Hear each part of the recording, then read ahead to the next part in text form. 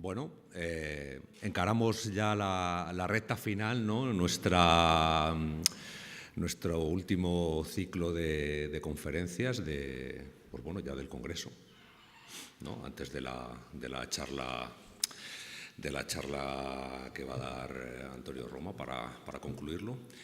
Y pues bueno, van a ser una serie de conferencias que están centradas en los hallazgos monetarios del mundo antiguo y sobre todo en el registro arqueológico, y para ello pues bueno, vamos a contar con una serie de intervinientes que irán subiendo en orden. Vamos a empezar por Alisi Ferreira Baeta.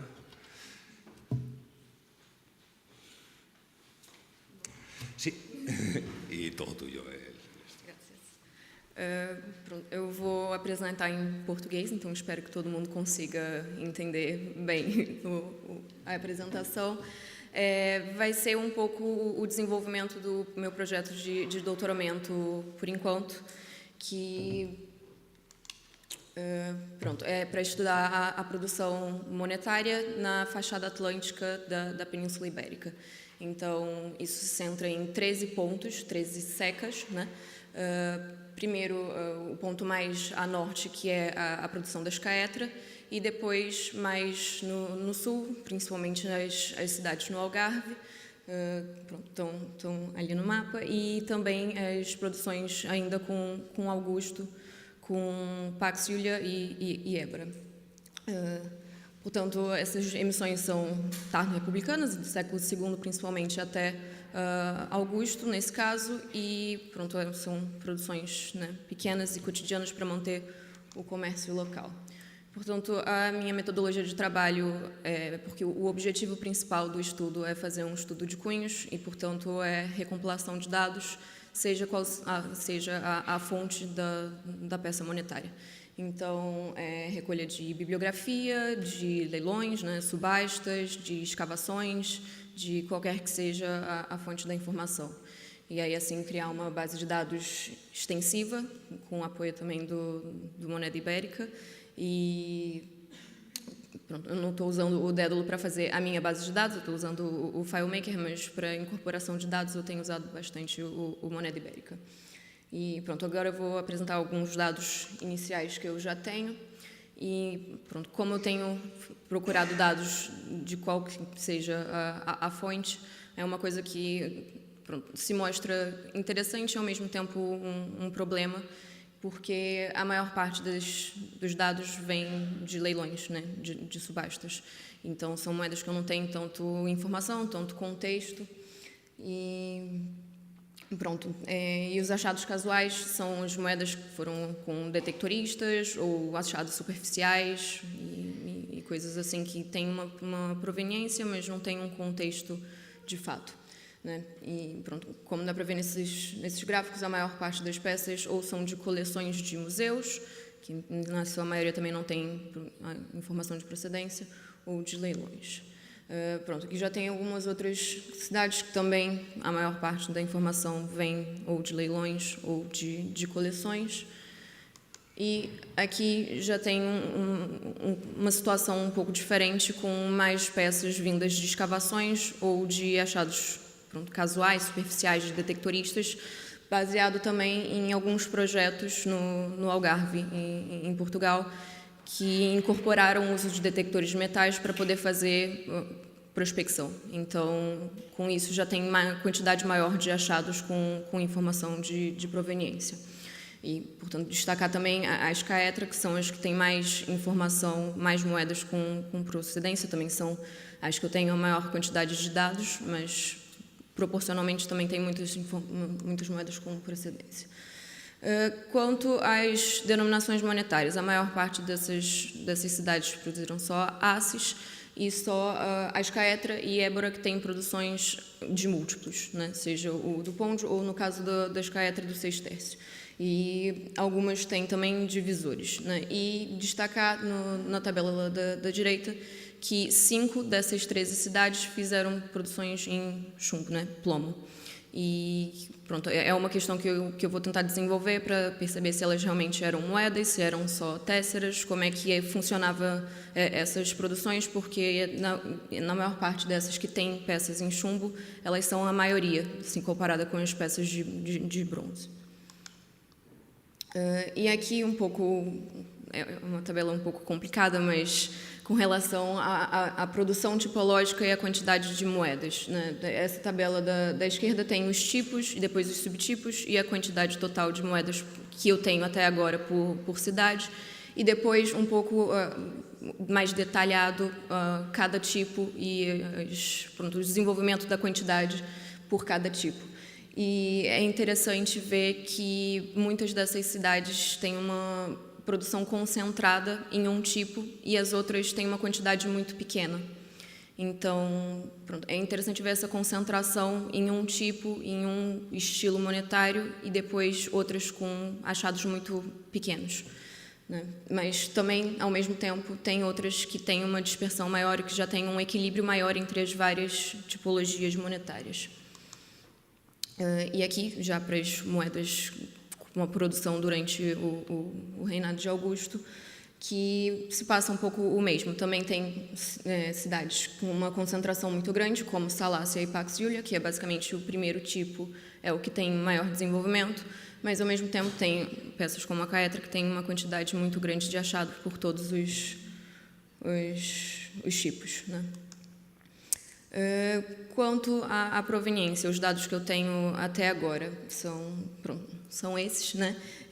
Tenho até agora 2.888 peças compiladas, mas ainda tem muito mais para fazer. E em termos de proveniência, tem algumas com muitos poucos dados, né? E pronto, que por agora o mapa de dispersão fica muito pequeno, mas ao mesmo tempo também tem umas que já dá para ter um contexto, uma informação a mais sobre a circulação dessas peças. Primeiramente a Escaetra, que é o azul claro, mas mais a norte, mas que se percebe que tem um alcance muito grande, chegava claramente ao Algarve e também ao interior da Lusitânia, e também tem algumas peças já quase na zona de Valência, então também tinha um bom alcance por terra dentro da Península Ibérica. E também destacar a cidade de Ossónoba, que é o roxo embaixo, cuja produção monetária é principalmente em plomo, mas que tem um bom alcance tendo em toda a região do Algarve, possivelmente por causa da questão portuária, mas que é interessante ver que essas peças de chumbo, né, de plomo, viajavam bastante, não era uma coisa realmente só local, só na cidade. E quanto só um outro aspecto também, que são as de Salácia, Belipum, que também tem um alcance interessante, elas chegam até Conímbriga, tem peças também mais para o Algarve, então também é uma cidade que as peças monetárias tiveram um alcance fora da cidade de fato e tiveram mais desenvolvimento. E pronto, por enquanto é uma análise prévia, né, porque eu ainda estou no segundo ano, ainda tem muitos dados para recolher, mas eu espero que no final isso acabe ficando um pouco mais equilibrado, com mais achados de proveniência e que não seja tão baseado nas informações de leilões e pronto, não que as coleções de museu também, por mais que não tenham procedência, também são uma informação muito importante, mas eu queria desenvolver um pouco mais esse aspecto da circulação também e de onde as moedas, né, foram usadas. E também desenvolver mais a questão do uso das peças de chumbo, né, de plomo, com as peças com ligas de bronze também é uma coisa que eu quero desenvolver. E com relação ao aspecto que eu falei das peças que tinham um único tipo mais desenvolvido e outras diferentes, se seriam de fato séries diferentes monetárias ou só mudanças de cunho, porque pronto, isso acarretava alguma mudança tipológica também na moeda, né? E pronto, só um tom de apelo, né, um pouco de ajuda, porque como tivemos muitas sessões com moedas ibéricas, não necessariamente nessa região, mas de estudo de moedas ibéricas, e tem muitos projetos numismáticos sendo feitos por vocês, se tiverem moedas dessas cidades para depois me passar a informação, eu agradeço muito. É isso.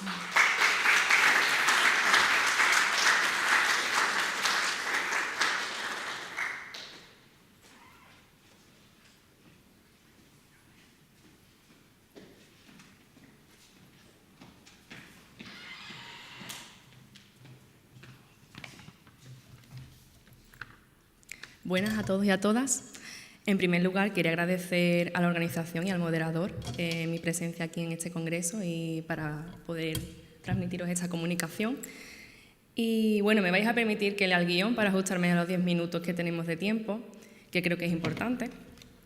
Y para comenzar, debemos destacar que nuestra tesis doctoral, que este es un primer acercamiento que estamos haciendo a ella, y tiene como base de estudio la ciudad de Cartella y sus hallazgos numismáticos. Debemos destacar que se trata de un yacimiento arqueológico excelentemente estudiado por distintos grupos de investigación desde los trabajos desarrollados en la década de los años 60 y 70 del siglo pasado por los equipos de Wood y Presedo hasta las distintas excavaciones arqueológicas que se han desarrollado con los integrantes del proyecto Cartella, impulsado por la Universidad Autónoma de Madrid. Asimismo, ha sido objeto de diversas excavaciones puntuales, que también han aportado información numismática, y objeto de estudio también de diversas tesis doctorales, como podéis ver en pantalla la de Elena Jiménez Vialás y la de José Ángel Expósito Álvarez. Por último, pues no debemos olvidar el estudio realizado por la profesora Chávez sobre la moneda emitida por esta ciudad, sin duda base de las investigaciones de esta importante ceca del mediodía peninsular. No obstante, en su monografía no recopiló los hallazgos monetales localizados en las Akívitas, pero se ha ido publicando puntualmente las diferentes monedas recuperadas en Cartella en otras excavaciones arqueológicas, como las del equipo de la Universidad de Sevilla. Los diversos inventarios y listados de monedas dados a conocer en diferentes publicaciones provocan que a día de hoy no se cuente con un estudio del conjunto sobre el numerario aparecido en la ciudad, ni se sepan los contextos arqueológicos de procedencia. Desconocemos, por tanto, cuál fue el tipo de numerario que circuló a lo largo de distintas etapas históricas de la ciudad, situación que pretendemos subsanar con nuestra investigación. De forma general, nuestra investigación pretende dar respuesta a 5 hipótesis que vertebran nuestra tesis. Para cumplimentar las 2 primeras hipótesis planteadas, debemos recabar la totalidad de las excavaciones acometidas en Cartella, tarea que nos encontramos realizando a día de hoy. Todo ello para realizar un análisis espacial y diacrónico de las áreas de la Akívitas. Esto nos permitirá identificar el numerario hallado y estudiarlo junto con otros materiales arqueológicos, que es la línea que venimos consiguiendo. Tras el estudio de los materiales, pretendemos analizar detenidamente las emisiones, haciendo especial hincapié a las monedas halladas en contextos de pérdidas fiables, a las correspondientes de la ceca local. Esto nos permitirá conocer y realizar un análisis diacrónico de los hallazgos respecto a su contexto arqueológico y compararlo con otras ciudades próximas a Cartella, como pueden ser Gadir-Gades, Bailo Claudia, Sente, Yuletra Adulta o Malaca.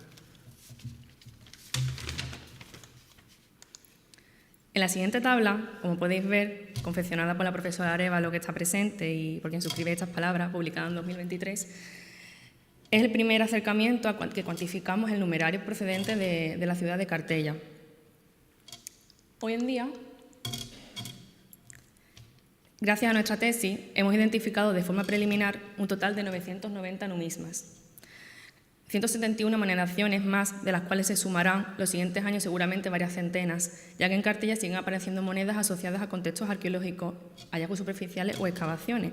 Por ejemplo, hace unos meses, nuestro compañero y profesor José Ángel Expósito, en la excavación del arroyo realizada en el marco del proyecto Scomber, encontró 4 monedas procedentes de nuevo de intramuros de la ciudad. Asimismo, como hemos comentado, nos encontramos en el primer año de nuestra tesis, por lo que nos quedan por revisar aún las monedas depositadas en museos y documentación depositada en delegación provincial, por lo que, muy probable, lleguemos al millar de numismas. A esto también debemos sumarle que tras el estudio y catalogación definitiva de los mismos, posiblemente muchos de los subgrupos que veis ahí se modifiquen y cambien, posiblemente suprimamos el grupo de moneda indeterminada, ya que muchas de ellas no hemos podido consultar ni catalogarlas.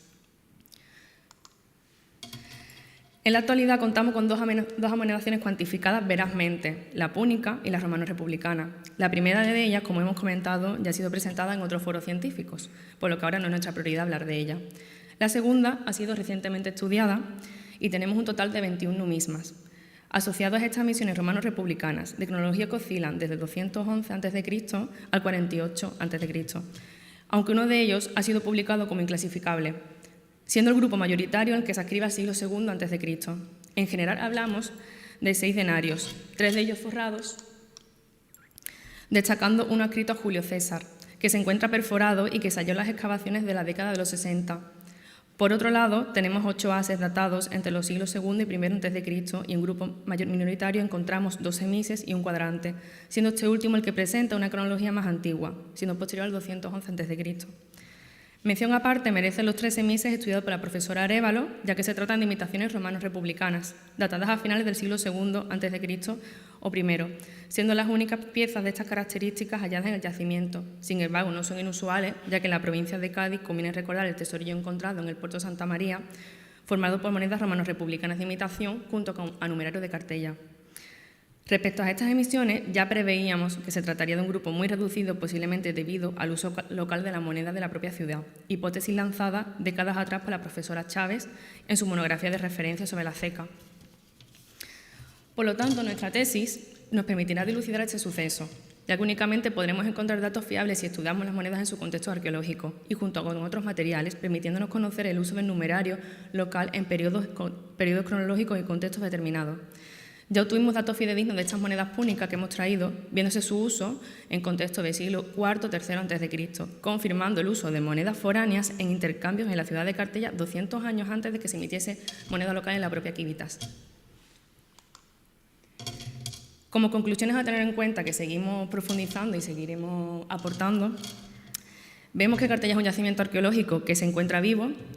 Somos conscientes de que este trabajo no tiene fin y en el momento en el que se sigue excavando, esta tesis será una actualización que afortunadamente seguirá creciendo a lo largo de estos años.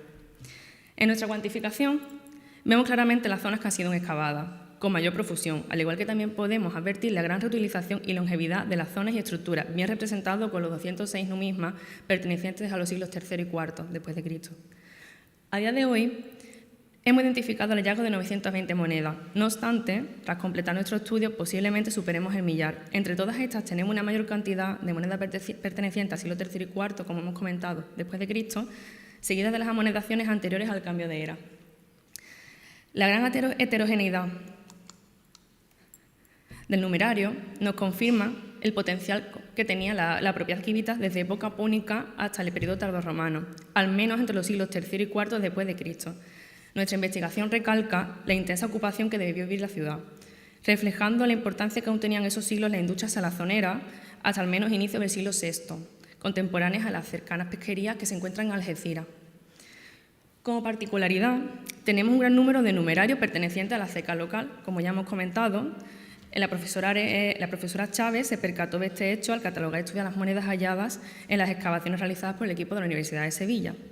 Tras nuestra aproximación, parece que no se trata de un hecho aislado en el área del Foro y la Domus del Rocadillo, que fueron las zonas en las que se centró esa universidad, sino que se trata de algo generalizado. Parece que en la ciudad hay un uso de este numerario local generalizado ante las emisiones romanos republicanas y preimperiales, por lo que no debemos destacar que nos encontremos con disposiciones similares en otras ciudades del mediodía peninsular que tengan ceca propia. Muchas gracias por vuestra atención.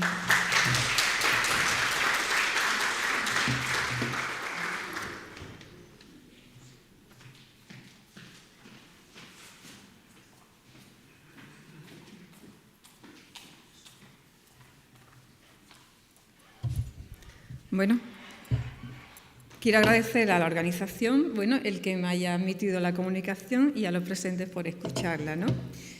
Tal y como reza la portada, mi estudio trata sobre los hallazgos monetales del complejo arqueológico de los Mondragones en Granada, uno de los yacimientos que han aparecido en los últimos años que es de gran importancia, ¿no? Este estudio está enmarcado en el trabajo de fin de máster de arqueología en la propia Universidad de Granada. Bueno, decir que de las 141 monedas que aparecieron en el yacimiento, 115 son las que conforman este estudio, ya que 26 monedas fueron publicadas con anterioridad por el director de la excavación, Ángel Rodríguez Aguilera, y su equipo. Sobre el complejo arqueológico, este se encuentra ubicado en el noroeste de la ciudad, muy cerca de la Plaza de Toros. Los primeros restos arqueológicos aparecieron en el año 2013 y de esto se realizó la primera intervención debido a la importancia de los mismos, que han sido sucesivas, la última ha concluido en el año 2021. De esto se extrae un complejo extenso arqueológico de más de 2.300 metros cuadrados, con figura ortogonal, ¿no? En torno a la calle principal se articula una gran villa romana donde encontramos la domus o residencia del propietario, donde aparece una serie de museos y asociada a un gran edificio termal. Tenemos una parfumentaria compuesta por el Torcularium o molino de aceite, así como una zona de calcatorium, además de ciertos edificios de representación y diversos enterramientos. Decir que otra característica importante del yacimiento es su abanico cronológico tan amplio, que abarca desde el siglo V a.C., con el descubrimiento de un depósito funerario de época protohistórica que vemos en la figura 8, uno de los objetos se trata de un brasero invertido y debajo de él se encontraba una concentración de huesos calcinados. Y hasta el siglo XV, con una serie de edificios como una iglesia, una posible iglesia y una necrópolis antigua. En cuanto a la zona de los hallazgos, y aunque no hemos tenido acceso a la totalidad de las unidades estratigráficas, podemos decir que con el último informe de excavación hemos podido concretar que en lo que es en la zona, el antiguo calcatorio, en una fosa asociada a actividades de expolia, es donde hemos encontrado la mayoría de los ejemplares. Hay que recalcar también que fue aquí donde se encontró también uno de los objetos más importantes del yacimiento. Se trata de un decretum escrito sobre una traba de bronce, el conocido como la Tabula Libertadana. En cuanto al monetario publicado, se trata de 26 ejemplares. La moneda más antigua es un as procedente de la ceca de Cástulo del siglo II a.C. y fue localizada en el peristilo de la Domus. Como moneda alto imperial tenemos 8 ejemplares y aquí debemos destacar una de las monedas que apareció en la sepultura número 1 en la mandíbula de un individuo, lo que se denomina un caronte. Encuadrado en el periodo bajo imperial tenemos 17 monedas y aquí lo que debemos destacar que 3 de ellas estaban en el estado de preparación de uno de los mosaicos y que ha servido para su datación. En cuanto al conjunto inédito, decir que este fue limpiado en la Universidad de Cádiz, en el laboratorio de conservación. Y bueno, en cuanto a la moneda más antigua, que es la que vemos en la figura 12, tenemos un ejemplar calificado como en el periodo preimperial. Se trata de un as procedente de la ceca de Turil, que se encuentra en el actual barrio de la Albaicín en Granada, aunque sobre esto hay bastante debate. Se trata de un hallazgo singular, ya que hay una escasez de hallazgos procedentes de esta ceca, ¿no? Podemos ver, porque tiene un buen estado de conservación, en el anverso el rostro masculino mirando hacia la derecha y en el reverso una tosca esfinge, y es muy característico de estas series que bajo la línea de Sergo aparece la leyenda de Iltui escrita en alfabeto íbero. En moneda provincial hispánica hemos catalogado 2 ejemplares. La más antigua, la que figura en el número 13, se trata de un semi del 40 al 14 a.C., bajo el reinado de Tiberio. En el anverso podemos ver a su hijo Druso calificado como César y en el reverso a los estandartes. Esta moneda se encontró en la ceca de Itálica, precede la ceca de Itálica, donde es el primer campamento en Hispania en alojar a las tropas, ¿no? El segundo ejemplar, en la figura 14, se trata de un dupondio. En el anverso podemos ver la figura de Augusto, irradiado, y en el reverso a su esposa, la emperatriz Livia, con globo y creciente y calificada como Augusta con el extraordinario apelativo de Generis Orbi, síntoma de hasta qué punto el afán laudatio en la casa imperial. Esta procede de Colonia Rómula en Sevilla, ¿no? En cuanto al siglo I y siglo II después de Cristo, solo contamos con 2 ejemplares de muy mal estado de conservación y uno de ellos destacar que se encontró en un edificio termal. En cuanto al siglo III después de Cristo, aquí con cronología hemos encontrado 27 ejemplares, decir que todos son antoninianos. La moneda más antigua es un ejemplar de Gordiano III, seguida por una moneda de Galieno y otra de su esposa Salonina, que es la que vemos en la figura 15, representando a la emperatriz. En el reverso vemos una vesta que lleva en su mano un cetro.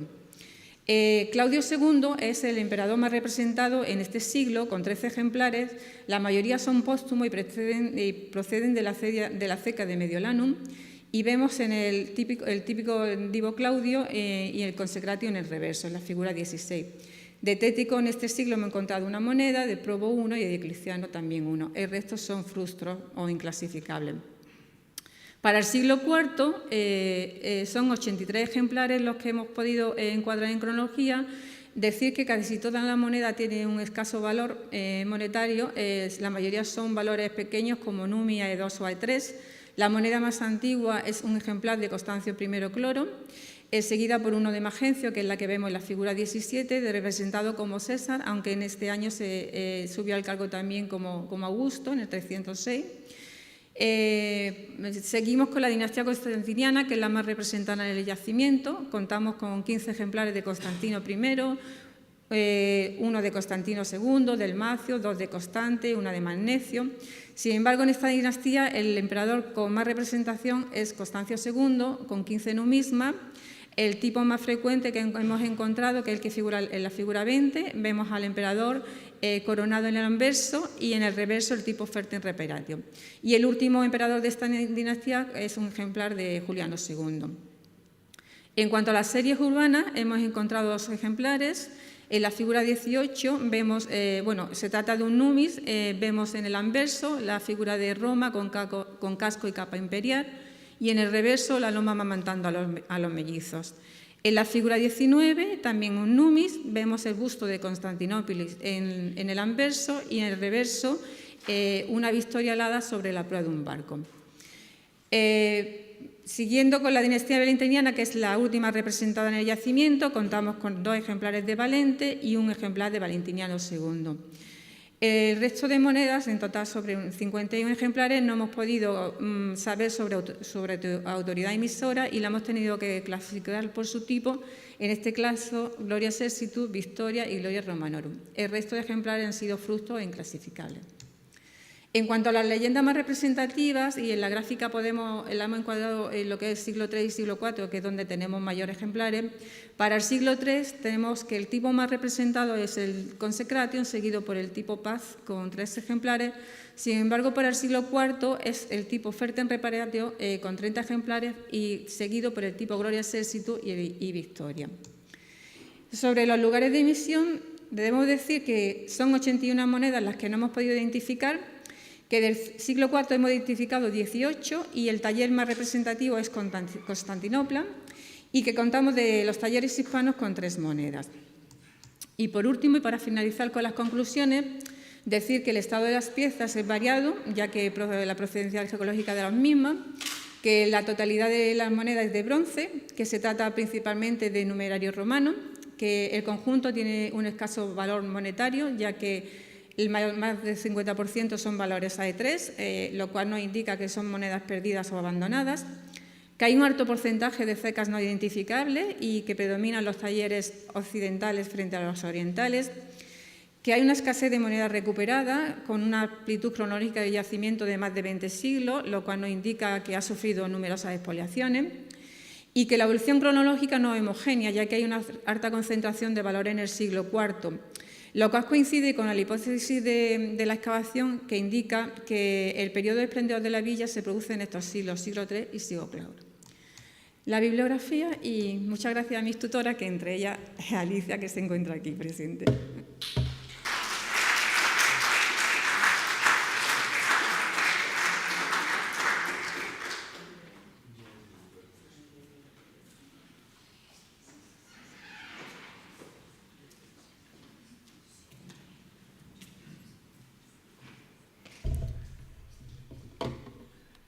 Bien, buenos días a todos. Me toca dar 2 charlas seguidas, o sea que si alguno quiere huir, que sea ahora.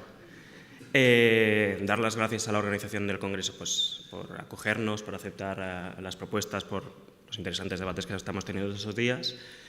Y sin más dilación, paso a contaros el caso de un contexto que es justo el más reciente, el que presentaré después será un pelín más antiguo, que es sobre un conjunto monetario. No es un tesorillo, pero son niveles aparecidos en un contexto bastante homogéneo, en un mausoleo tardantiguo de la ciudad de Tortosa, que es la antigua Dertosa.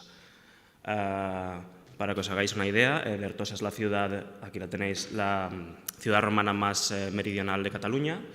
Ya las fuentes mencionan que donde está ahora había la ciudad indígena de Ibera, y que controla tanto la vía Augusta, que es esta línea roja de aquí, como el comercio con el Ebro, y de hecho el delta es una cosa bastante moderna, o sea que prácticamente tocaría, los barcos ya directamente entrarían hasta Tortosa.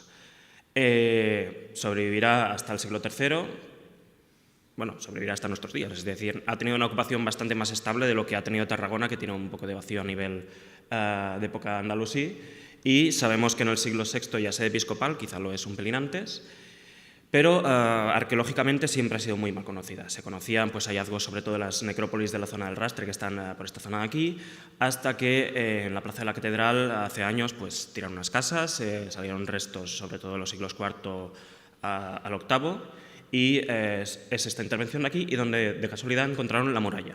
Encontraron este cacho de aquí, otro cachito aquí, y justo el conjunto que vengo a presentar está en esta zona de aquí, que en principio debería quedar fuera de las murallas. Se realizó en el 2019-2020 en el antiguo balneario Emporcat, que es donde se va a construir la Casa de las Tres Cultures, que creo que ya están en ello.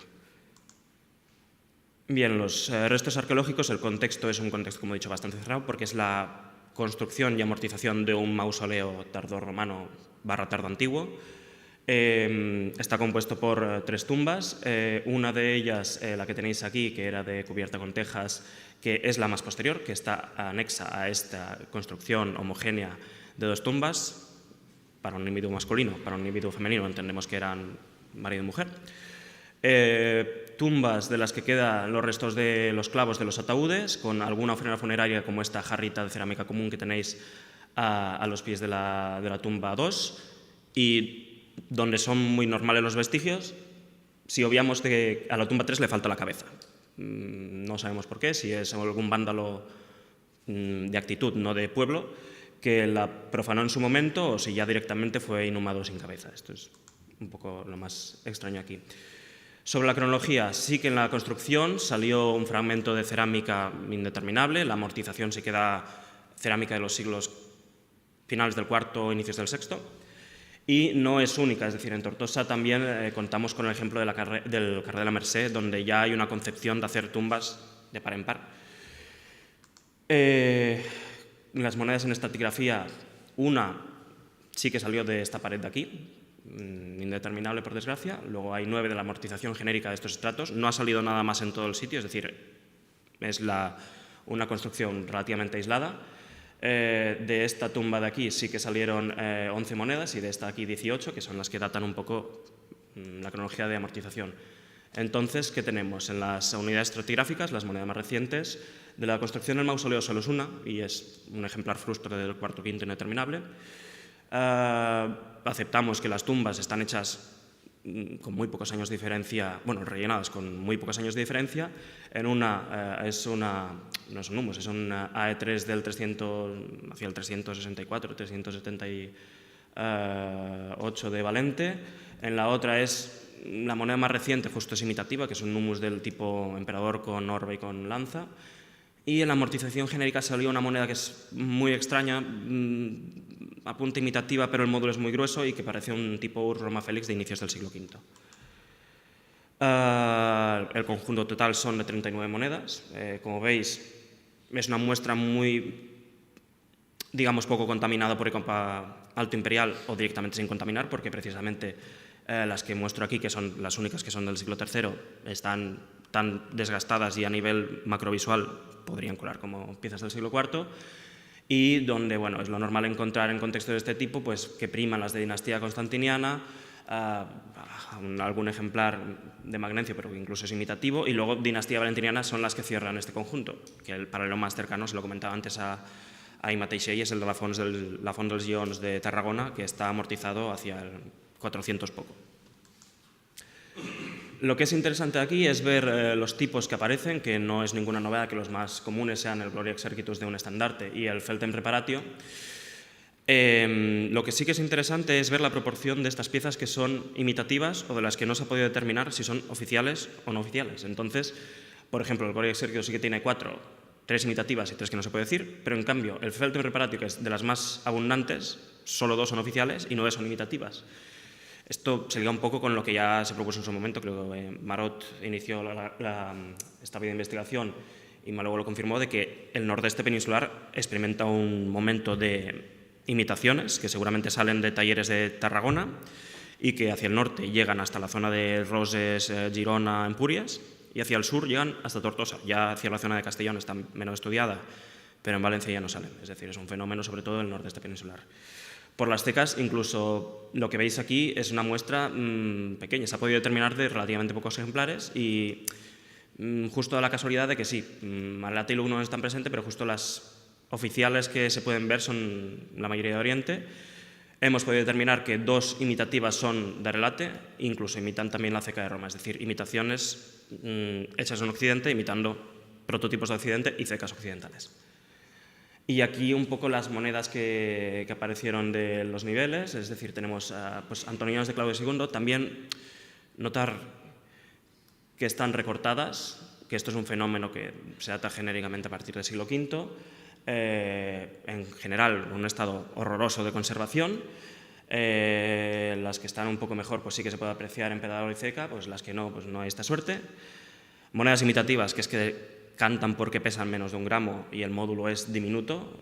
Hay piezas de aquí que no sabemos si vienen de la Galia o si son de Tarragona. Hay piezas muy claras que son, en concreto este tipo de aquí, este tipo de cabezas que son muy parecidas a las encontradas en Tarragona. Imitaciones también de Magnencio o de Cencio de 350-353 y la de orbe con emperador con orbe y lanza, que esta, el Felten Preparatio y el Exercitus son las que en principio se imitan en el nordeste. Y luego la dudosa del Luz Roma Félix que he comentado antes. A nivel de conclusión, la construcción de este mausoleo, que se había datado por cerámica a partir del siglo III, pues podemos especificar que la moneda esta frustra, tiene un módulo de los siglos IV-V, pero la amortización sí que se produce a partir del V, seguramente no mucho más tarde del 400, del primer cuarto del siglo V, y sería interesante hacer carbono 14 de los cuerpos que están ahí inhumados.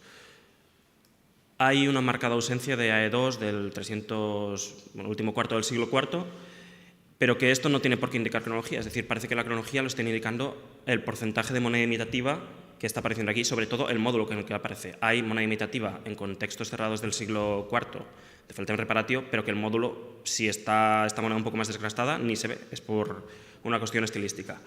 En cambio, estas cantan mucho de que están hechas muy posteriormente a su fecha de emisiones oficiales. Lo que he comentado antes, esto es lo que pasa también en Tárraco y Bárquino, y es un fenómeno del nordeste. Y sobre todo destacar la abundancia de estas monedas en contextos de Tortosa, es decir, en la Plaza de la Catedral salieron aproximadamente una muestra de 1000 monedas de los siglos III o IV, y aquí también, que es un contexto de funerario, pues también aparece. Y son piezas que, como he dicho, pues con menos de 1 gramo, un módulo pues eso, cercano a los 10 milímetros, o se criba, o se detecta, o se pasan. Son cosas que para encontrarlas a ojo has de tener muy buena vista. Y una reflexión metodológica a raíz también de lo que comentamos ayer de los hallazgos de moneda en tumbas. Si esto te pareciera, a mí ya me llegaron las monedas indicadas que venían de tal tumba o de tal UE. Pero esto si apareciera en contexto altoimperial no dudaríamos de que son monedas depositadas con una funcionalidad votiva. Pero esto en contextos del siglo IV, V ya cristianos, interpretarlo es difícil. Encima parece que la zona no tiene, esta tierra no parece que venga contaminada porque he dicho es una construcción aislada, es decir, están inhumando y tirando monedas a punta pala hasta los 39 ejemplares que he dicho antes aquí, o simplemente son abundantes en la tierra que construyeron. Esto es una cosa que todavía no podemos determinar. Y esto es todo. Muchas gracias.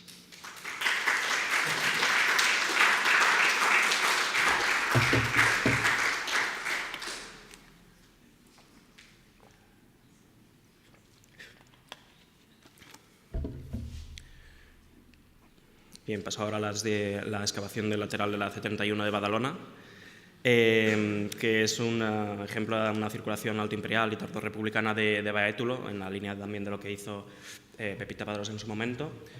A nivel de contexto, Badalona está muy cerca de Barcelona, es una ciudad fundada hacia el 100 a.C., con precedentes ibéricos también en la zona, en los turons, en los montes de alrededor, con mucha vida constructiva en producción binaria de lo más importante prácticamente del nordeste peninsular, con villas excavadas como Calestrella, sabemos que son las villas de Marcus Porcius, que es una ánfora muy exportada a la zona de Limes y demás, que esto debió contribuir al auge de esta ciudad. y que hacia el 150, en la línea de lo que pasa, por ejemplo, en otras ciudades tipo Ampurias, lo que pasa seguramente también en Guissona, en la zona valenciana también más ejemplos, por cuestiones de reorganización, de estancamiento urbano, esta ciudad parece que hacia segunda mitad del siglo II queda muy poca gente. La intervención se ubica en el lateral de la 71, son estas estructuras de aquí, que siempre se había tenido la carretera como límite de la ciudad alta imperial y no. Ahora se ha podido ver que al menos se prolonga 1 o 2 manzanas en dirección norte debido al hallazgo de restos de una ínsula, que son lo que principalmente se excavó. Bueno, en la zona también aparecieron restos de zanjas de viña difícilmente datables en la línea de esta producción binaria que os acabo de comentar. Restos del siglo I a.C. que ya indican una presencia de técnicas constructivas bastante importante. Los restos de varias ínsulas con el decumano menor, un cardo menor y el cardo que también lo pillaron. Bueno, pavimentos de mosaicos, todo en la línea de una ciudad alto imperial importante como sería Baétulo en su momento. Restos de hornos, tiendecitas, almacenes, habitaciones de uso doméstico y pavimentos con, esto creo que es parte de, no sé si un larario diría, y donde apareció este busto Herma de Baco de Dionisio, en el sentido de un objeto de rituales, digamos, domésticos. Bien, las monedas en estratigrafía que han aparecido son un total de 38, pero más que interesarme de si son ibéricas, romano-republicanas o altoimperiales, me interesa dónde han salido, es decir, ir al contexto estratigráfico donde aparecen.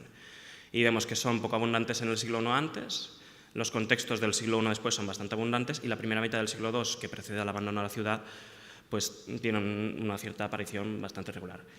Por cronología de la estratigrafía es muy importante ver cosas. Vale, aparecen monedas ibéricas, pero están apareciendo desde contextos del siglo I a.C. y prácticamente la misma proporción, son las líneas grises que veis, hasta los contextos de abandono de la ciudad. Es decir, toda esta moneda la llevan arrastrando durante 100, 150 años, 200 y aparece regularmente. Las del siglo I después aparecerán de forma tímida y ya mucho más abundantes en estratos de, digamos, fechados a partir de época Flavia, que son asociados a reformulaciones de la ciudad, y bueno, las del siglo II aparecen en muy escasa cantidad y son 2 sestercios, ya lo comentaré después. Aparecen en U's de todo tipo, es decir, tanto de los abandonos del siglo I o II después, como rellenos de fosas, niveles constructivos, niveles de uso, es decir, un uso generalizado de la moneda, digamos, no concentrado en ninguna zona, como veréis aquí, sino que van apareciendo prácticamente de todos los espacios. Estos que os marco en rojo son espacios que son productivos, esto es un espacio de almacenaje, luego los otros no hay bastante para interpretarlos, pero son habitacionales en principio, y luego lo que tenéis aquí es las monedas que salen del decumano, que sí que son un poco más abundantes en los contextos de construcción entre una y otra fase. Las monedas ibéricas, como os he marcado antes, sí que aparecen en contextos bastantes de ellas posteriores y por eso podemos determinar muy pocas de ellas. Hay una unidad de Untikesken, unas de Emporion del siglo I antes, y luego de monedas romano-republicanas un Hanover Fronte que es imposible catalogar y un quinario anónimo del 81 antes. El tipo de piezas que aparecen, veréis aquí que he puesto las que aparecen completas y las que aparecen partidas, porque aparecen muchas monedas partidas de estos tipos ibéricos, en cambio a partir de Augusto no aparece ninguna. Esto ya se ha visto que es un fenómeno global del occidente mediterráneo de falta de moneda pequeña en contextos de siglo I a.C., que es lo que fuerza a partir pues, a unidades, los semis, entonces es un fenómeno que parece que a partir de Augusto se tranquiliza. Y el tipo de piezas que veis aquí son el tipo que aparecen que predomina hay muy poca moneda de plata y esto en las imperiales y la que aparece es falsa encima. Los emperadores pues tienen mucho peso la dinastía Julio-Claudia y ya luego mira a mucho menos. La ceca principal es Roma, así que hay bastantes emisiones hispánicas, sobre todo 4 de Tárraco y 2 de Cartago Nova, pero bueno, aparecen relativamente pocas de las otras. Y para que os hagáis una idea del tipo de monedas que salen, en los quinarios republicanos, una mitad ibérica, como he dicho antes, casi todas partidas, las de Emporion de finales del 1, 2 piezas, aquí os ilustro un semis de Cartago Nova, unas de Tárraco. Como el contexto que presentaba antes están muy mal conservadas en su mayoría, se puede decir más o menos la mitad lo que son, otras de la mitad están indeterminables. El denario forrado de Augusto de la serie de Lucdunum de los Césares.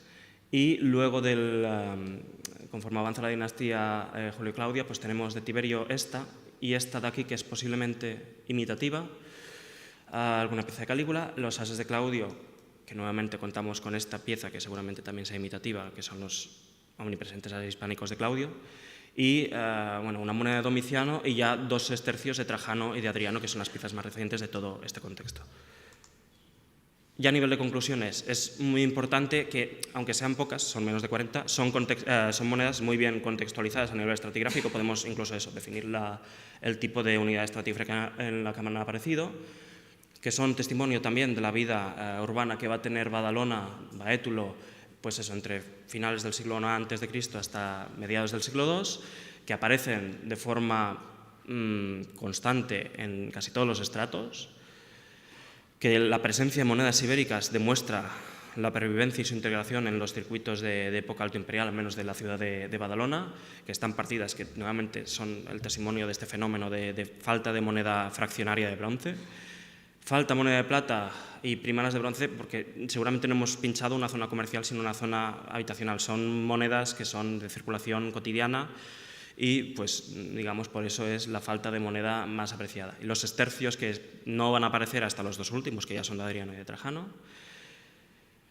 Esta baja proporción de piezas imperiales no es reflejo, digamos, a nivel de estratigrafía del yacimiento, es decir, Badalona sí que en el siglo I o II va a ser una cosa muy bien documentada con las fases de pavimentos de mosaicos que he ilustrado, y en cambio a nivel monetario digamos, pasa un poco de puntillas y no es ninguna cosa destacada el tema de la proporción de monedas coetáneas. Entonces, de allí voy a la última pregunta. ¿Son monedas cotidianas? La autoridad de la ciudad deja pasar las ibéricas porque no le interesa gestionarlas. Esto es otro tema que también, pues, se tendría que ver en otros sitios estratigráficos de la ciudad de Badalona. Y con esto, pues, ya me despido. Gracias a todos.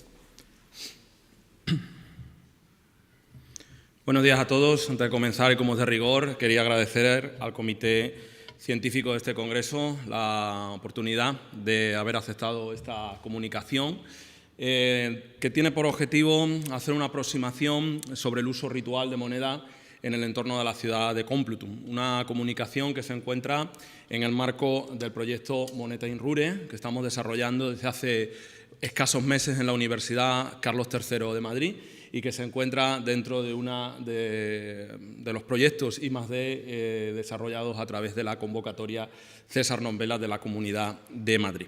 Este proyecto tiene por objetivo analizar el uso y circulación de moneda en el centro de la península ibérica desde un punto de vista diacrónico y principalmente en el mundo rural, aunque también son incluidos contextos urbanos, como el caso de Complutum.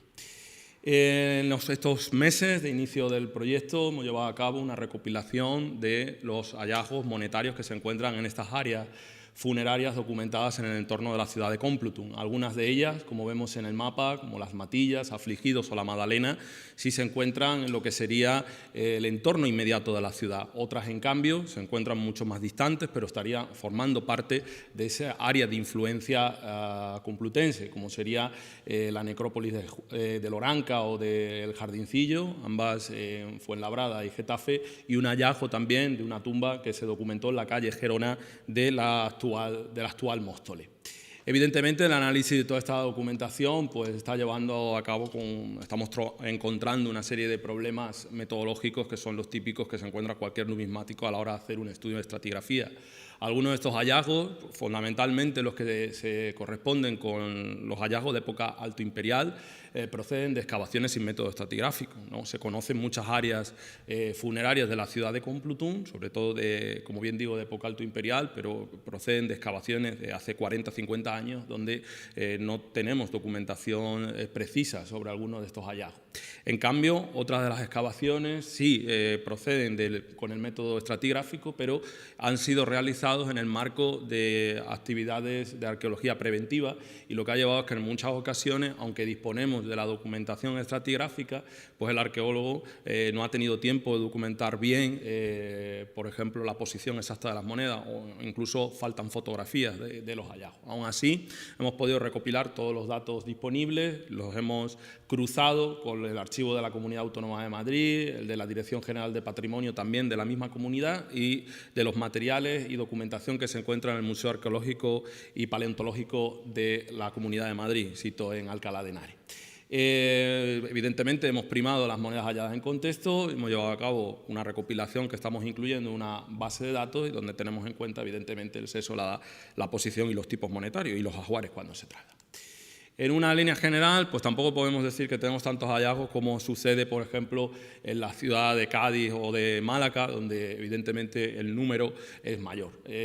Los lugares que hemos podido incluir en nuestro estudio nos aportan más del 20% de tumbas que tienen moneda. En este caso, la necrópolis de la Magdalena, que es la que vamos a ver ahora en detalle, es la que más ejemplares ha aportado. Me refiero por tumbas con moneda en el interior de la necrópolis, excepción sin duda el de la calle Gerona de Móstoles, donde evidentemente se documentó una tumba probablemente relacionada con un contexto mayor que tenía moneda.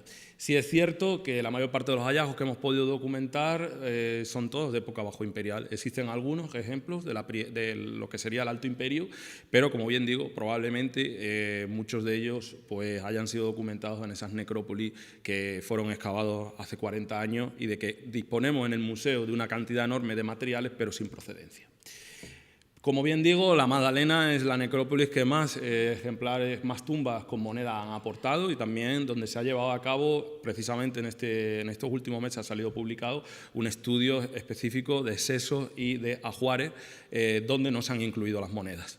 Pero sí nos ha servido a nosotros para poder establecer una cronología precisa de dónde se encuentran distribuidas las tumbas. Es un yacimiento ocupado diacrónicamente de manera muy intensa, tiene unas fases de época calcolítica muy amplias sobre las cuales hay una ocupación romana, una primera fase de época alto imperial. De hecho, en época Julio-Claudia se documenta en esta zona un espacio de producción cerámica al que se encuentran asociados 5 cremaciones y posteriormente, en época Flavia, estos espacios productivos son amortizados y se construye un centro agropecuario al que están asociados 15 inhumaciones, de las cuales 3 como vemos en pantalla, han aportado monedas, todas masculinas, adultos, y siempre con un as entre los pies o sobre el peroné. En época ya bajo imperial, donde el número de inhumaciones es mayor, encontramos evidentemente una mayor diversidad. Como bien digo, se han podido distribuir las tumbas según estos elementos de ajuar y por el rigor de su ubicación.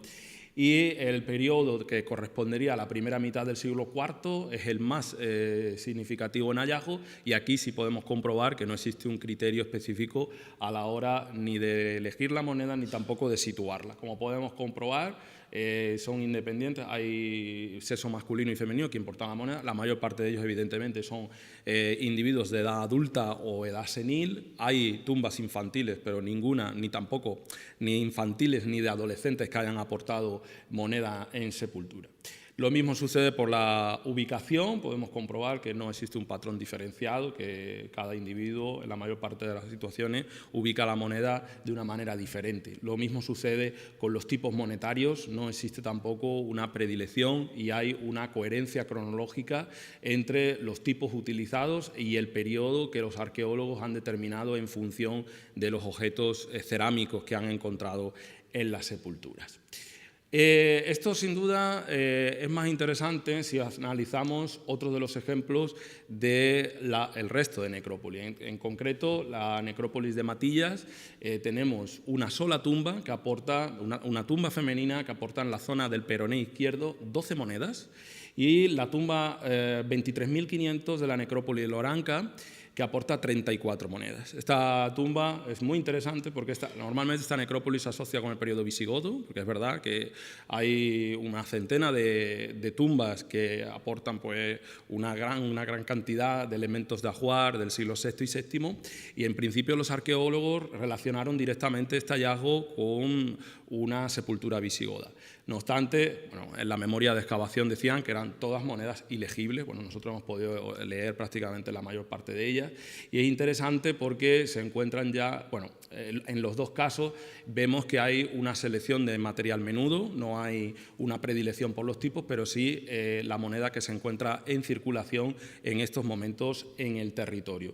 Desde mi punto de vista es interesante, sobre todo en la tumba 23.500 de Loranca, el hallazgo en un número significativo de estos dos tipos, de Spes Republicae y de Salus Republicae, debido a que los estudios de circulación monetaria del centro peninsular no se hallan este tipo de hallazgos. Por tanto, se demuestra que están en circulación en parte del territorio, ¿no? Y que puede situar esta inhumación, evidentemente, a principios del siglo V, porque asociado a este conjunto de monedas que apareció en el lado derecho de la cabeza se encontraba un vaso de terrasigilata tardía hispánica, Dragandor 37F, que se encuentra en la primera mitad del siglo V. En cuanto al sexo y la distribución, pues evidentemente encontramos que no hay un patrón definido, y con independencia las monedas se encuentran entre la mano, en la boca, en la zona superior de la cabeza, es decir, no estamos hablando de una posición secundaria que hayan podido estar incluidas en el principio en la boca y que luego por la descomposición de los tejidos haya rotado. Algunas monedas también en distintos ángulos de la sepultura, que esto también es interesante, y algunas en el relleno, ¿no? Que también puede estar en relación con lo que hemos hablado antes, con lo que se ha presentado antes. Lo significativo es que en la mayor parte de los casos, evidentemente, el número de moneda por sepultura se encuentra entre 1 y 2 ejemplares, con 2 casos específicos, con los que acabamos de exponer, de Matillas y de Loranca, que superan los 10 ejemplares. Por tanto, a modo de conclusión, pues simplemente, es decir, tenemos una gran profusión en época bajo imperial.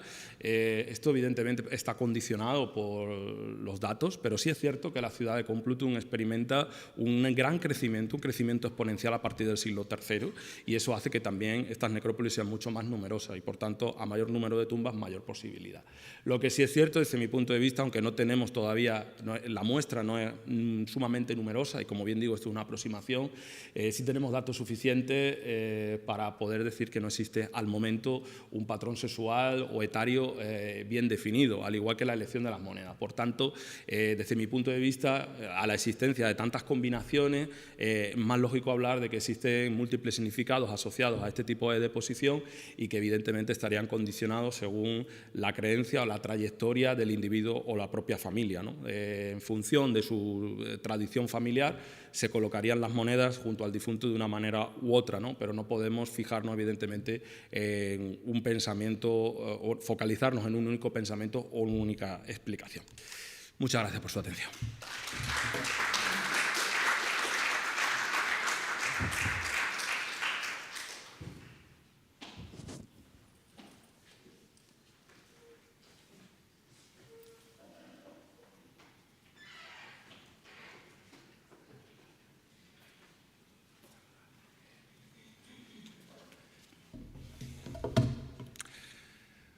Pues bien, me gustaría, para empezar, agradecer a todos los intervinientes por exponer sus trabajos de investigación, ¿no? que sin duda pues, hacen avanzar no solo la ciencia arqueológica en general, sino la numismática en particular, y hacen crecer año a año pues un poco el estado de la cuestión y de la investigación. Y bueno,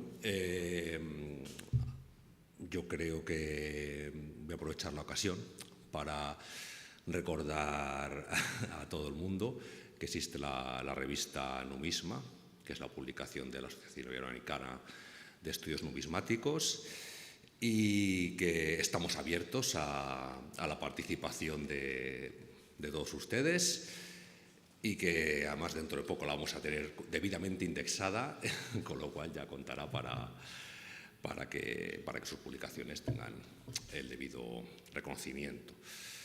Y bueno, pues animarles a que visiten la página de la SIAE, que tiene ciertos errores que iremos subsanando, pero ahí podrán ver las publicaciones pasadas y presentes de Numisma. Y bueno, pues poco más, que también verán ustedes sus presentaciones en las ampliadas en las actas y todo lo demás, que estamos deseando hacerlo. Y tenemos como unos 20 minutos, creo, para el turno de preguntas, así que pues supongo que la mayoría de los asistentes tiene muchas preguntas. Quien se atrevan a hacerlas, que levante la mano. Por ahí Manolo e Inma también.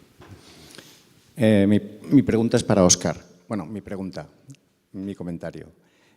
Lo primero, felicitarte por esta publicación de Hallazgos en Contexto, que es la base de todo lo que estamos buscando y deseando que se convierta en lo que son, ¿no?, los trabajos de investigación de numismática. Pero me gustaría criticarte, entre comillas, o apuntarte una cuestión en la que creo que has estado demasiado tibio.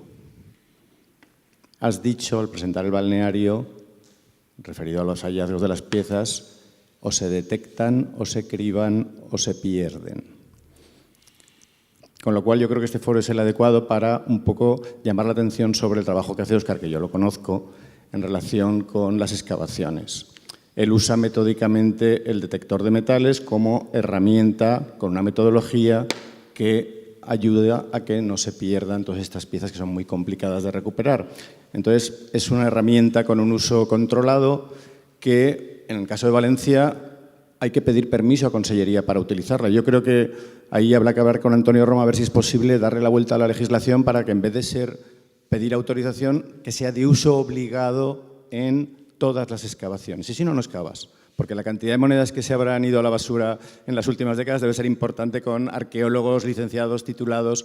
Evidentemente no todas las situaciones son las mismas, hay muchos grises, pero evidentemente es un problema hoy día que con lo listos que somos, pues estos temas no estén totalmente controlados o más controlados. Entonces, felicitarte por el ejemplo que estás dando con Valencia la Bella y con todo este tipo de excavaciones, en los que sí que hay un plan de trabajo organizado para que todo este material no se pierda, porque realmente estamos perdiendo una información muy valiosa.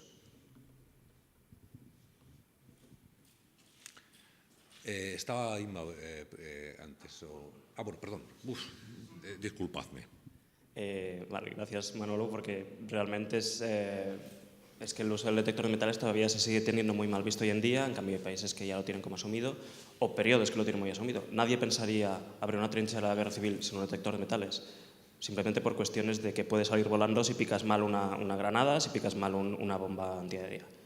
En cambio, en contextos más antiguos cuesta como introducirlo, o que la gente, me he encontrado con muchos arqueólogos, sean reacios a su uso metodológico, obviamente. Entonces, yo creo que en Francia, por ejemplo, está arreglado y está obligado el uso del detector de metales en excavaciones. Aquí todavía no es el caso, y depende pues, de iniciativas de gente como nosotros que conocemos su uso, su potencial, la aparición de moneda en estratigrafía, como he puesto el ejemplo, pero no está puesto por escrito como que se tenga que usar, cómo se tenga que usar y en qué circunstancias usar. Yo me he encontrado contextos urbanos, mira, además de esto en la Catedral de Tortosa, allí se encontraron unas cuantas en excavación sin detector de metales, unas 30, metieron detector y como hay tantas interferencias en urbana, pues salieron unas 90, 100. Y esto es otro tema que también quiero hablar, las terreras se movieron a otro sitio donde han aparecido las restantes 800 o 900. Es decir, en todos los contextos, pero especialmente en los que pasan del siglo III o IV, la pérdida, digamos, despreocupada de la tierra que has sacado de excavación es un problema, como hemos visto en el caso de Tortosa. Es decir, deberíamos tenerlo en cuenta, sobre todo cuando excavemos cosas o sobre todo intervenciones de urgencia, que el ritmo no es el mismo que en una excavación en la que tienes todo el tiempo del mundo de proyectos de investigación. Esto es solo una reflexión. Sí. Pues en la Terrera, el primer año salieron 3. El segundo año ninguna, y metimos detector de metales en terreras y en superficie y demás, y salieron 120 o 130. Es que el aumento proporcional de moneda menuda es muy grande. Incluso me he encontrado otros yacimientos, pues dracmas, denarios, proyectiles de plomo tirados en la terrera. Es decir, es una cosa que se debería tener en cuenta, y cada excavación debería tener alguna persona especializada y que sepa cuándo usarlo, cómo usarlo, que los directores también. He hecho un poco de todo, pero vamos, en una excavación que era urbana, en una UE pasamos el detector, marcamos con chinchetas dependiendo del color de lo que yo creía que iba a ser la pitada, si era una moneda, si era un bronce, si era un plomo, si era un hierro, y luego lo excavamos metodológicamente cuando tocaba bajar ese nivel. Es decir, se pueden hacer cosas mixtas, se pueden hacer cosas más agresivas, menos agresivas, se puede buscar en la terrera después, porque aunque te digan que la terrera ya no tiene contexto estratigráfico, no vas a desdeñar una muestra de 900 monedas porque ya no tienen UE. Esto es ya por un tema de cabeza de preservación del material arqueológico.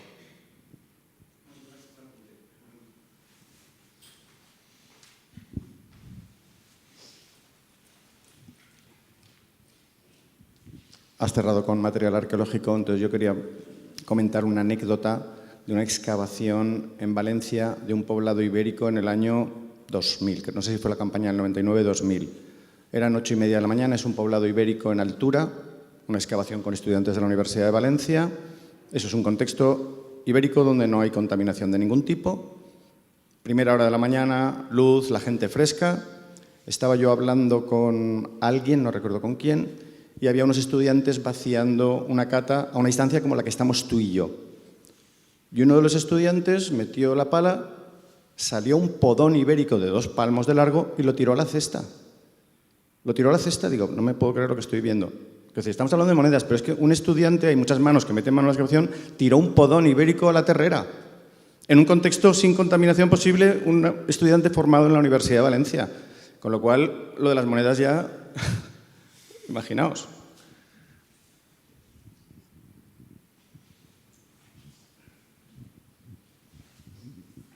Vale.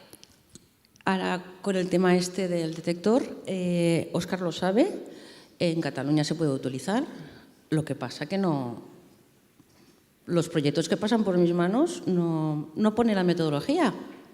¿Cómo es que no lo ponemos, Óscar? El problema no, es que tenemos que quizá, como decíamos ayer, reglamentar de alguna manera y facilitar, que es un paso más hacerlo. Hay poca gente que lo hace. La mayoría son de proyecto de investigación y que después tiene que ser totalmente abierto, porque pasar el detector no es pasar una vez a la semana por la terrera, y tú sabes qué se hace, Óscar. Porque eso tenemos que también que controlarlo, pero eso tampoco me sirve de nada. Y si tenemos que hablar con el que paga o la que paga, haciéndole entender que tenemos que pasar el detector y después vemos usos que son abusos, tenemos la guerra perdida. Eso por una parte, ¿vale? Pero yo creo que es bueno decir que en Cataluña se puede hacer y se utiliza. Y yo en el año 98 lo utilicé. Han pasado unos cuantos años a Bañeras del Penedès en Masías de San Miquel, ¿vale? Vale, dicho esto, yo te quería preguntar, que me apareció una duda sobre Tortosa, ¿vale? Cuando hablas de amortización, ¿a qué te refieres exactamente, porfa?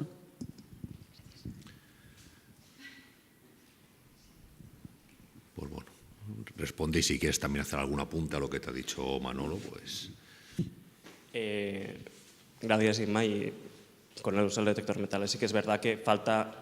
Yo creo que falta ponerlo por escrito, porque nosotros, por ejemplo, cuando es el caso de Valencia la Bella, creo que me comentaban que tienes que hacer una petición aparte, pero nosotros simplemente lo metemos en la solicitud de excavación. Se va a usar esta metodología que la llevamos usando desde hace tantos años y los resultados son buenos.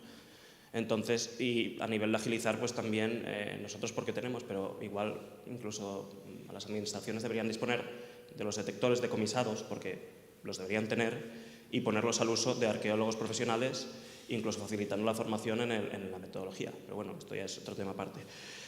Sobre la amortización, sí que es verdad que cuando hablo de amortización hablo de los rellenos de las tumbas.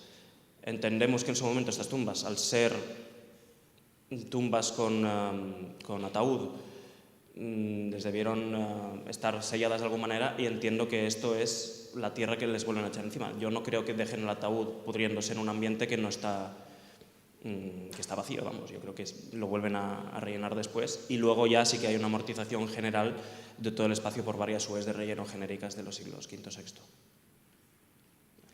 Muy bien. Pues Alicia y después Bartolomé. Sí, yo voy a hacer 3 preguntas breves para 3 intervenciones distintas. Alice, bueno, felicitarla porque al final se haya decidido ya por la temática de su tesis, y desde el proyecto de Atlantir, que hemos estado 8 años trabajando en el Algarve, tenemos muchísima documentación. Entonces, mucha está publicada, pero en muchas ocasiones no están todos los catálogos. Te lo cedemos amablemente para tu investigación. Pero a cambio te pedimos que no sea FileMaker, sino que colabores en el proyecto WonderCoins, que sea, por lo tanto, una bidireccionalidad. A Óscar, decirle que me alegro muchísimo de que se hablen de estos temas, y yo doy un paso más al que ha dicho Inma. Hay que reglamentar, evidentemente, el uso. En Andalucía ya se pide, pero también ya se va a pedir, y esto es algo porque estoy en Archivo Español de Arqueología, que cuando se utilice en las publicaciones de esos materiales se explique la metodología de la detección de metales. Creo que es otro debate que debemos de tener antes de que empiecen a rechazarse artículos porque no viene convenientemente explicada la metodología del uso del detector de metales. Y a Noé, que me ha encantado, porque tratas de la moneda en el mundo funerario, y evidentemente, yo que simplemente decirte 2 cosas.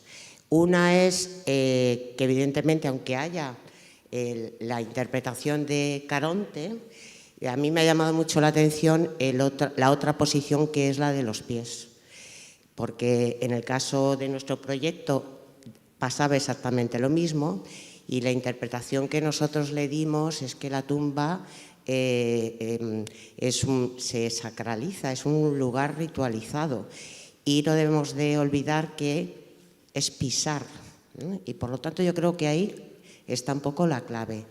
Y el otro dato que también creo que es interesante que analices es la asociación de Lucerna-moneda, que lo he visto y que es algo que está bastante generalizado en muchas necrópolis hispanas, pero también del norte de África. En concreto, en la necrópolis de Tamuda aparece esa asociación, y por lo tanto animarte a que compares estos resultados con otras necrópolis.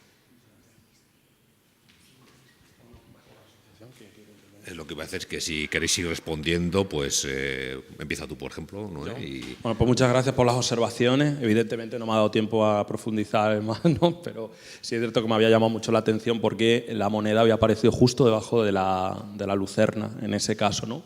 Y sí, había estado consultando porque precisamente el año anterior he estado estudiando unas necrópolis en Italia. Curiosamente, una del área de Verona, pues podía decir que el 30% de las tumbas tenían la lucerna con 2 monedas encima. Entonces, bueno, están ahora en estudio con Antonella Arzone, que es una colega que estamos colaborando, y sí, lo habíamos tenido en consideración, pero muchas gracias por lo de las monedas en pie, porque, claro, salen así y me ha llamado la atención porque precisamente es la más frecuente en este caso. ¿Alguno más quiere, Alicia? Pronto, obrigada pelos comentários, e de fato eu sei que o FileMaker não é a melhor solução, obviamente, mas pronto, quando eu comecei era o que eu sabia usar e o que dava para ser feito, então pronto, agora já tenho mais contato com o Dédalo, até por usar o moneda ibérica para poder pegar dados, então possivelmente posso tentar de fato fazer essa transição para ficar melhor.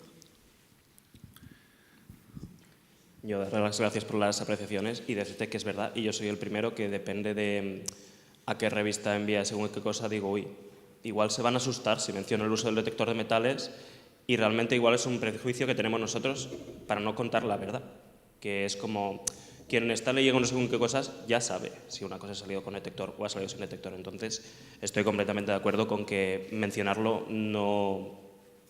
Vamos con Paloma el otro día, es decir, un cuchillo jamonero sirve para cortar jamón o para despiezar a alguien en Tailandia. Quiero decir, el detector de metales puede servir para tener tu colección en casa o puede servir para un uso metodológico, que es como debe usarse un detector de metales. Un pico, nadie se pensaría que alguien pida que especifiques que ese pico es una herramienta destructiva, y se han cargado más cosas con pico que con detector. Pues ahora pidió la palabra Bartolomé.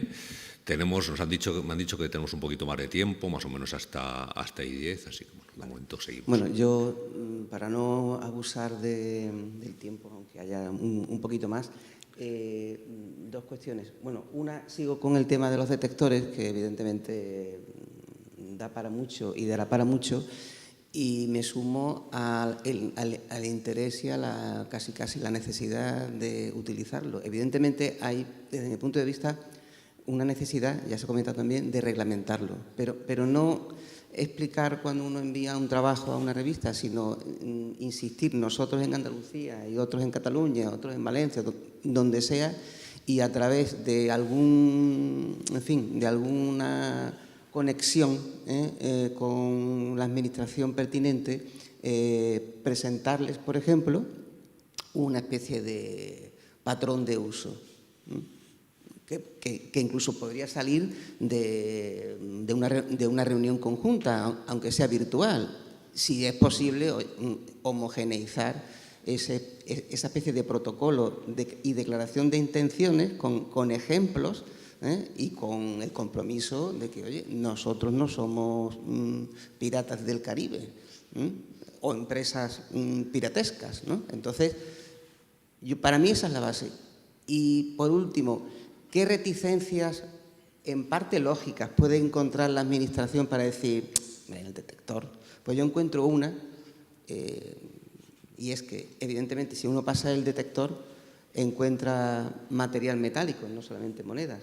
Pero, desde un punto de vista purista, una persona que ejerce una autoridad y que veta el uso del detector dice, claro, se usa el detector, pero, por ejemplo, no sé, cuentas de pasta vítrea o cualquier otro hueso, marfil, cualquier otro fichita cerámica. Dice, claro, dice, no, es que el detector no, porque criba, discrimina el metal, que es lo que les interesa a ustedes. Pero claro, la vuelta de la tortilla es que no se criba.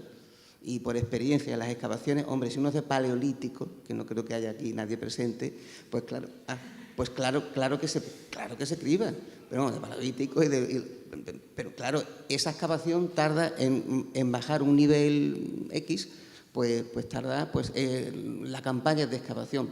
Y cuando uno excava en ibérico, en romano, en tardorromano, es a pico y pala, y luego picola, y luego palustrín. Y en los nummi estos que a algunos nos interesan mucho, pues en un terrón, en un puñado, aparecen 50. Bueno, desaparecen 50. Y luego yo soy testigo en excavaciones que hay gente así alrededor y no está pendiente para saltar en el yacimiento y con el detector llevarse las monedas, que esa es otra, sino que esperan y van detrás de las terreras. Aquí se ha comentado, aquí vuelcan, y una vez que vuelcan, eso es un terreno público. Van con el detector y ahí no pueden hacer absolutamente nada. Es como si yo voy por la playa buscando el anillo que se le ha perdido a una turista.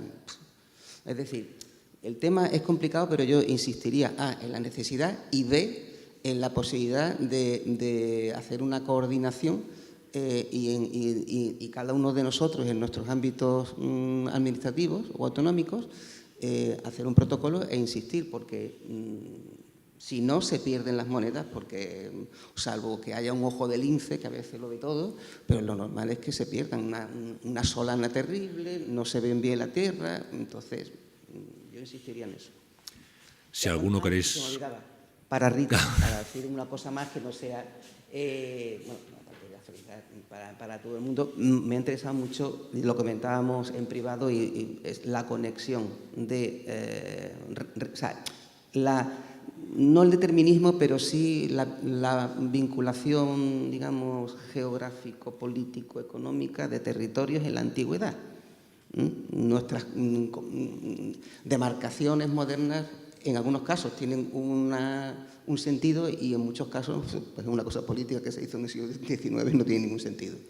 Y la conexión, sin que yo pretenda ahora que Algeciras sea de Málaga, ¿vale? Administrativamente hablando, en época antigua, Cádiz está muy lejos y el estrecho de Gibraltar, la bahía de Algeciras, está conectado con Málaga, hasta época medieval. Entonces, las monedas que tú estás estudiando con tanto acierto, pues se ve perfectamente que es Málaga y la circulación monetaria malagueña se ve cartella, Biblia traducta, incluso en algunas iconografías muy interesantes. Bueno. Sí, vale. Contestándote a lo último, ¿no?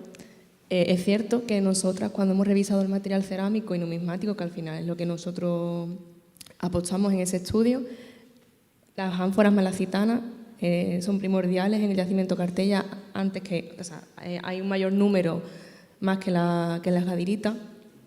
Y bueno, lo que comentamos justamente el otro día, que lo comentó la profesora Arévalo, ¿no? de las monedas de Malaca que aparecen junto con monedas hispano-cartaginesas, que también es muy interesante, y como vemos cómo Cartella mira hacia Málaga, lo que no sabemos cuándo deja de mirar hacia Málaga, que eso es interesante también para nuestra tesis, saber cuándo deja de mirar hacia Málaga o si sigue mirando, porque claro, lo tenemos claro en unos contextos púnicos y preimperiales, pero no en los contextos imperiales y tardorromanos.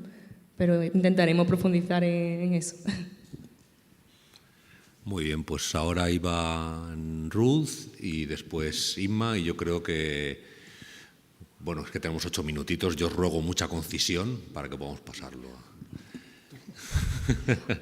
Bueno, yo me uno a las felicitaciones porque creo que en esta serie de comunicaciones se ha mostrado muy bien que existe otra forma, ¿no?, de estudiar el material en contexto estratigráfico.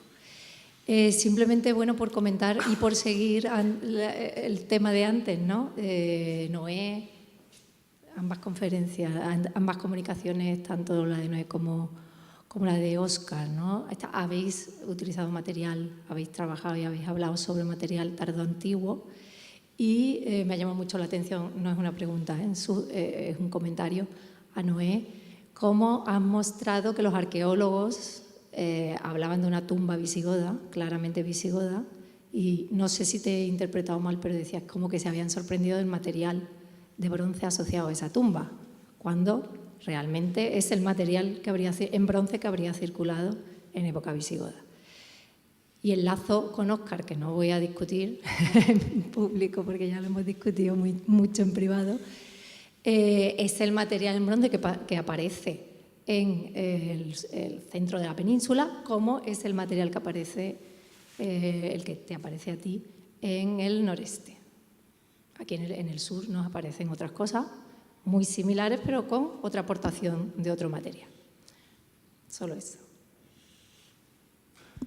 Como lo tengo al lado, es que he olvidado comentar antes una cosa. Por las terreras, una cosa importante que estabais mencionando, lo que no se puede tampoco es dar argumentos al enemigo de decir, la universidad, el departamento ha excavado el yacimiento y ha tirado esto. No, porque entonces, y con toda la razón. Pero lo que quería comentar no es eso, es los 3 tesoros más importantes, porque claro, tenemos el tema de los bronces pequeñitos, pero los tesoros tienen más prestancia. Los 3 tesoros más importantes que tenemos en el Museo de Valencia son 6.000 denarios imperiales, 2.000 monedas de oro islámicas y 2.500 croats catalanes. Esos 3 tesoros tienen un denominador común. 2 de ellos aparecieron detrás de un muro y uno debajo de un pavimento, es decir, niveles que quedan fuera del control de la excavación. Y aparecieron los tres no, pero 2 con seguridad por casualidad. Es decir, ya no solo es lo que se tira, es ¿qué te dejas cuando cierras un yacimiento? ¿Cuántos arqueólogos desmontan pavimentos en niveles fundacionales, desmontan muros? Los tesoros, por su propia naturaleza, están escondidos. Entonces, parece que es una lástima perder ese tipo de información si se hace la excavación. Nada, se apunte que... Bueno, yo creo que le podemos pasar el micrófono a Inma primero y luego lo traemos de vuelta aquí para que respondan los intervinientes. Bueno, para acabar con esto y contestarle a Óscar, que hacía rato, bueno, y a Bartolomé. Desde la Generalitat estamos intentando hacer un protocolo desde el Servei de Arqueología, ¿vale? Pero claro, esto tendrá que ser hecho por profesionales, porque también me consta que estamos pasando detectores personas que no deberían pasarlas, ¿vale? Aunque haya un director o directora. Y la intención es esta, hacer un pequeño protocolo, pero yo creo que esto lo tenemos que llevar entre todos, y si lo podemos hacer conjunto, mucho más. Porque, por ejemplo, los detectoristas los detectoristas no arqueólogos nos están subiendo de Valencia, el país valenciano, hacia nuestras tierras, preguntando dónde pueden pasar el detector. Porque claro, nosotros no está prohibido en yacimientos, pero no. O sea, que tendríamos que hacer un protocolo para poder realmente controlar las dos partes. Y una cosa sí, Óscar, a ver, los detectores que los rurales o la policía requisa, no nos lo quedamos nosotros, ojalá. Pero es que no es así, es igual que pasa con otros materiales de otros delitos. O sea, les cogen un material y no se lo queda, digamos, el gremio en cuestión. Es muy difícil, es una cosa que queda mucho por arreglar. Y bueno, que responda a Óscar por alusiones, si quieres también tú, Noé, por lo de antes. Y vamos cerrando. A ver, sí, me he perdido. Voy a mezclar las tres cosas que habéis dicho, pero bueno, sí. Necesitamos yo creo que un reglamento común, no sé a quién se le tiene que instar, pero vamos, si nos ponemos todos los numismatas de acuerdo en cómo se tiene que hacer, se puede, yo qué sé, redactar un boceto o algo así de uso y buenas formas, que imagino que otros países ya tendrán y se pueden buscar paralelos, y hacerlo, vamos, del uso del detector. Y yo, por lo que acabas de decir, sería interesante que esos decomisos, que son herramientas que en principio no se les van a devolver a los propietarios porque se entiende que las van a usar con fines delictivos, se les devuelven. En el museo teníamos una delegación en un funcionamiento de tal y no sé qué pasó. Intentamos usarlos, se dio una excavación y no hubo manera de que... Pero eso, Manolo, me lo he encontrado con un montón de sitios. Dice, sí, tenemos un detector y es uno de estos que puedes comprar en el Aldi o en el Lidl cuando viene en oferta, o que tienen 50 años, o que... Los detectores buenos los tienen los detectoristas, no los tienen muchas veces las instituciones. Y por eso a veces es complicado el tema de... Pero vamos, yo contaba que si los detectores se decomisaban, ese flujo de decomisos de piteros, detectoristas aficionados, expoliadores, podían fluir en dirección a la investigación, pero vamos, si no es el caso, pues... Claro, un detector de metales tampoco es una herramienta muy, muy cara y puede servir para toda una universidad. Es decir, es una inversión que, contando que es detector de metales y pinpointers, son 1.000, 1.500 euros. Y es un detector que, en la mayoría de casos, puedes tener, si lo usas bien, 20 años. Estamos gastando el mismo presupuesto, por ejemplo, para muestras de carbono 14 de una muestra. Y esto permite un abanico, quiero decir que es fácilmente amortizable a nivel de injustificable. Y como todos hemos estado de acuerdo, habría de ser incluso obligatorio su pase. Lo de...